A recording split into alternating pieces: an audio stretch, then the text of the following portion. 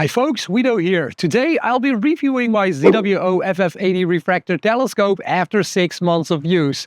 I'll show you step by step how I use this telescope in combination with my AM5 harmonic drive mount, my ASI2600MC Pro Camera and the ASIAIR Plus to capture images of the night sky. So, join me on my rooftop to find out how capable this ZWO gear really is for photographing the night sky. Let's go! Let's start with the mount. I've been using the ZWO AM5 for over a year now, and it's a super portable, lightweight harmonic drive mount. The mount head weighs just 5.5 kilograms, and with the TC40 carbon tripod at only 2.3 kilograms, it's about 3 times lighter than classic German equatorial mounts, like my Skywatcher EQ6R Pro. I've used this mount to set up my telescope on my rooftop without breaking a sweat. The AM5 can handle up to 13 kilograms without a counterweight and up to 18 kilograms with one, which easily supports my telescope, camera and guide scope. One big advantage is that I no longer need to balance the mount with counterweights like I had to with traditional German equatorial mounts. With its 80mm aperture and 600mm focal length, this telescope's native f ratio is 7.5. The FF in its name stands for flat field, indicating that the FF80 is a quadruplet telescope capable of producing well-corrected round stars across the entire field of view without the need for an extra field flattener. The dual-speed rack and pinion focuser allows for accurate manual focusing, and precise framing is facilitated by the manual rotator. The telescope weighs only 3.9 kilograms without and 4.7 kilograms including the tube rings. While the f7.5 ratio is somewhat slower for light collection, it actually ensures excellent color balance and round stars, making it ideal for APS-C and full-frame camera sensors. You can also get an optional 0.76 reducer, which brings the focal length down to 456mm at f5.7. Attaching my ZWO ASI2600MC Pro Camera and filter wheel to the FF80 telescope is straightforward thanks to the included adapters. This color camera features a large 26-megapixel APS-C camera sensor that pairs beautifully with the FF80's optics, providing me with a 2.24 by 1.5 view of the night sky at a resolution of 1.29 arcseconds per pixel. This resolution falls perfectly within the recommended range of 1 to 2 arcseconds per pixel for deep sky imaging from your backyard or balcony. Sony IMX571 sensor offers high sensitivity, low noise and excellent dynamic range with its 16-bit analog to digital converter, surpassing the dynamic range of more affordable 12-bit and 14-bit models. By the way, ZWO has made this camera sensor their primary workhorse, incorporating mono versions, guide sensors and even ASIAIR functionality into their newer models. But we'll dive into that in another video. I use my ASIAIR Plus attached to my telescope to control this entire astrophotography rig. Let me show you how I connect all my gear and walk you through key steps of using the ASIAIR Plus during one of my imaging sessions. As I'm in the Northern Hemisphere, I first make sure that my AM5 mount is facing north, is level and set to roughly 52 degrees, which is my latitude here in the Netherlands. Then I place my telescope with the camera, guide scope and the ASIAIR Plus onto the AM5 mount. Next, I connect 2 cables to the AM5, which is a USB cable on the left to link it to my ASIAIR Plus and the power cable on the right to power the AM5. I know there's a Bluetooth option to connect ZWO mounts with the ASIAIR Plus, but I haven't tested that yet. After that, I run a power cable from the 12-volt output on the AM5 to the ASIAIR Plus to power it. I also connect the USB cables from my guide scope and my camera to the ASIAIR. For the ASI2600MC Pro Camera, I plug in an extra power cable to power the Pleiades cooler, which can cool the camera down to as low as -35 degrees below ambient temperature. I also attach a USB cable from the filter wheel to one of the USB ports on the main camera. To summarize, my ASIAIR Plus has 1 power cable connected to the main camera and 4 USB cables. 1 cable for the main camera, 1 for the guide scope, 1 for the AM5 mount, and 1 extra dew heater USB cable, which is wrapped around my telescope, since it's quite humid here in the Netherlands. Recently, I've been using the Apertura all-night power supply to run the entire setup. With this battery and this setup, I can get about 8 to 9 hours of use. I used a USA to EU adapter on one of the AC outputs to power my extension cord. I also place a Wi-Fi repeater next to the telescope to connect the ASIAIR to my home Wi-Fi using station mode. When there's a lot of wind, I do put an extra counterweight on the AM5 for extra stability. Once all the USB and power cables are connected, I power up the AM5 and the ASIAIR Plus. I try to do this during the day if possible, and I always make sure that all my equipment is recognized by the ASIAIR Plus. To check this, I open the ASIAIR app, which you can download on your smartphone or tablet, and verify that everything shows up on the main screen. I also make sure my AM5 mount is in the home position by going to the mount menu and pressing Go to Home Position.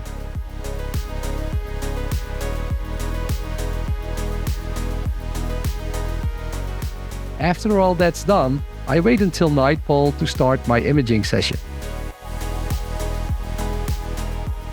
I opened up the ASIAIR app, pressed Connect, and checked if all my gear was connected on the main screen. Once I saw everything was connected, I pressed Enter. Next, I checked the focus of the telescope by taking a 1-second test shot in preview mode.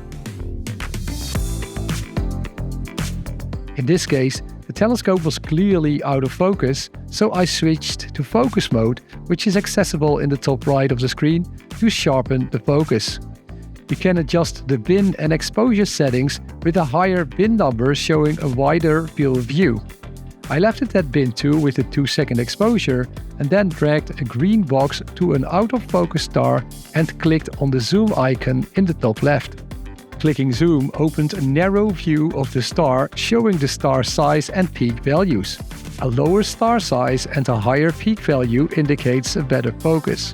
I loosened the focuser screw and adjusted the focus using the 1/10th speed on the rack and pinion focuser until I was satisfied with the result and tightened the focuser screw again.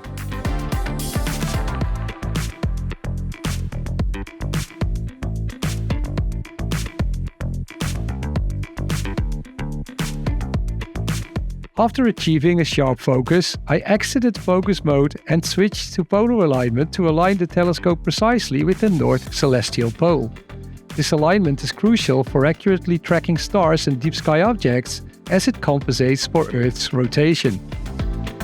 By pressing the play button on the right, the ASIAIR takes a photo of the night sky and uses plate solving to accurately determine the telescope's position. After that, clicking Next rotates the telescope by 60 degrees, and the ASIAIR takes a second image to check the accuracy of your alignment with the celestial pole. In my case, I discovered that I was several degrees off in declination. Since the whole rig is relatively lightweight, I repositioned the whole tripod to improve my rough alignment.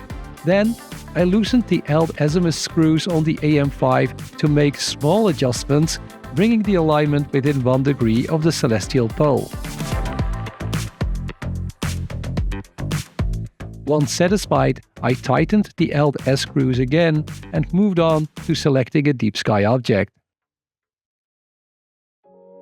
I tapped on the virtual sky atlas in the bottom left of the ASIAIR app, which showed the current position of my telescope near Pleiades. For this session, I decided to target M31, the Andromeda Galaxy, which I think is one of the most amazing galaxies to photograph in autumn. After selecting M31 in the virtual sky atlas, I clicked Go To, and the AM5 automatically slewed the telescope to the Andromeda Galaxy.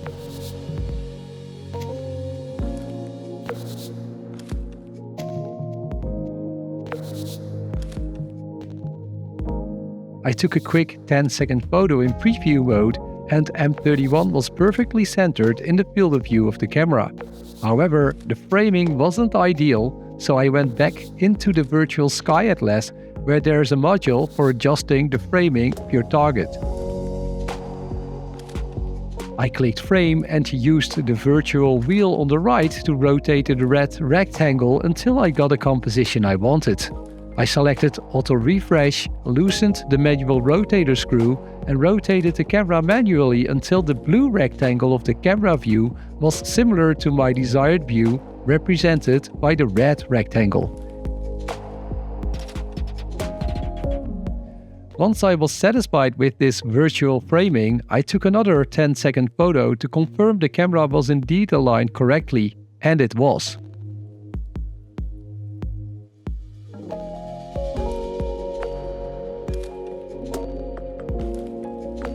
I initiated auto-guiding by clicking on the guide button on the left of the screen. I expanded the guiding view by clicking on the double arrow in the guide graph, which took me to the auto-guiding menu. I started looping by clicking on the double arrow icon in the top right, and then I hit the tracking icon just below it. The ASIAIR began auto-guiding at a default 1-second interval, and I left auto-guiding by clicking the double arrows in the top left. Next, I set up my imaging schedule using the auto-run mode. Since Andromeda is a broadband target, I decided to shoot in color without using any filters. I set auto-run to take 123-minute pictures of the Andromeda Galaxy at default gain without using any filter. I decided to cool the camera to -15 degrees Celsius, which you can adjust by clicking the main camera icon and adjusting the slider. I also checked if dithering was enabled, which you can do by clicking on the guiding icon and going into the advanced settings. My dithering interval was set to 3 photos, which worked for me. Once the first 180-second image came through, it looked great. I zoomed in to ensure the stars were round and tight. And I clicked on Detect, which gives you the average star size with lower numbers indicating a better focus. I was happy with the result and I left my rooftop while the ASIAIR took care of the rest of the imaging session. I've only shown you a part of the features that the ASIAIR Plus offers, but hopefully this will give you a good idea of how it works. During the first week of October, under a new moon, we had 3 exceptionally clear nights here in the Netherlands.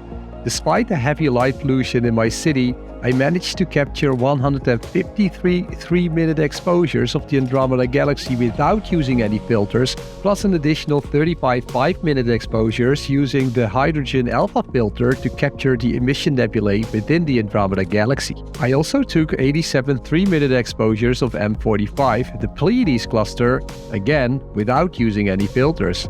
Now, let me show you the results.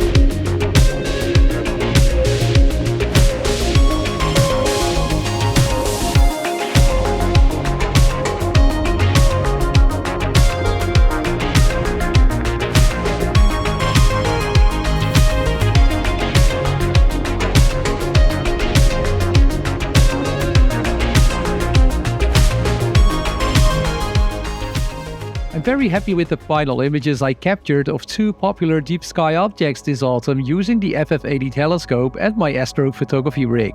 Before sharing my final verdict, I do want to clarify that I'm not sponsored by ZWO in any way. I purchased the entire rig myself.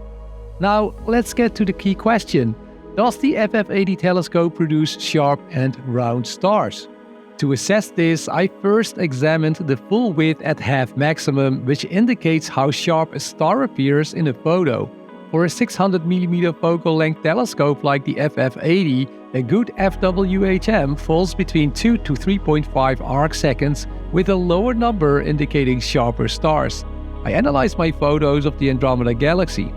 I found the average FWHM to be 2.6, with 95% of the stars measuring under 3 arc seconds. This confirms that the stars are indeed sharp. Next, let's talk about star roundness, which we can measure using eccentricity ranging from 0, perfectly round, to 1, which would be highly elongated.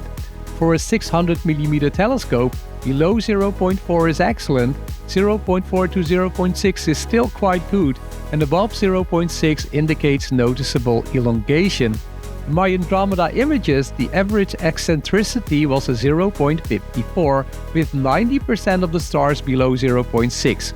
This is quite acceptable, though not perfect. You may notice some elongated stars when you zoom in on the corners, but the eccentricity is quite minimal and can be easily corrected in post-processing with tools like Blur Exterminator. So my personal conclusion would be that the FF80 telescope does indeed produce nice round stars. As for the entire astrophotography rig, I'm impressed with ZWO's innovations. The ASIAIR Plus allows for wireless control of my gear, and the portable ZWO AM5 mount makes it easy to carry the whole setup up to my rooftop for a 360-degree view of my night sky. The AM5 tracks the night sky accurately while also guiding, averaging around 0.4 to 0.6 arcseconds. Just keep in mind that this lightweight mount can be sensitive to wind, so I always add an extra counterweight on breezy nights. Is this the perfect astrophotography rig? I would never say that. The whole setup costs about $5,000, which isn't the cheapest way to get into astrophotography. However, if you're looking for a relatively affordable flat-field telescope and a portable astrophotography rig that can produce high-quality images worth of printing and displaying in your living room, this setup is definitely worth considering. Check the video description for more information and links to my telescope and my astrophotography rig. Subscribe to the channel for more astrophotography content, or join my channel to access my 3-hour planetary imaging course. Your support is greatly appreciated, and as always, clear skies.